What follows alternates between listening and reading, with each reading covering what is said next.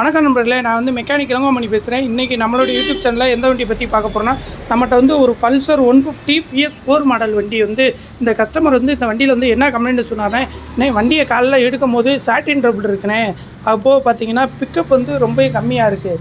இந்த ஆயில் சிலிண்டரை கொடுத்து ஓட்டும் போது ஆயில் சிலிண்டர் கொடுத்து ஓட்டுறதுண்டியே வண்டி வந்து பெட்ரோலை மாதிரி அடைச்சி ஓடுதுங்க அப்படிங்கிற மாதிரி சொன்னார்.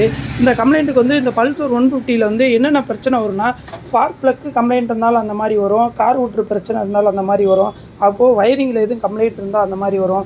ஆனால் இந்த வண்டியில் வந்து என்ன பிரச்சனைனா, இந்த கஸ்டமர் வந்து கரெக்டாக தான் சர்வீஸ் மெயின்டைன் பண்ணுவாராம். ஆனால் அப்படின்னு வந்து ஏர் ஃபில்ட்ரு வந்து இந்தளவுக்கு டஸ்ட்டு பார்க்கும்போது தெரியும்.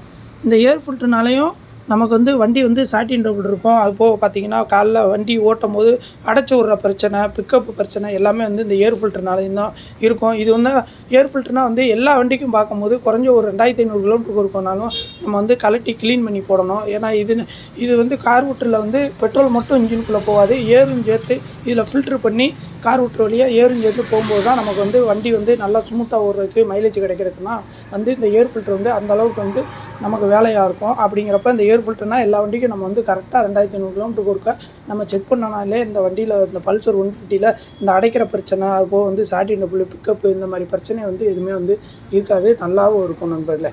அதான் இன்றைக்கி வந்து இந்த பல்சர் 150ல் இந்த அடைக்கிற பிரச்சனை வந்ததுனால நம்மளோட யூடியூப் சேனலில் ஒரு சின்ன பதிவாக போட்டு தான் போட்டிருக்கேன். நன்றி, வணக்கம் நண்பர்களே.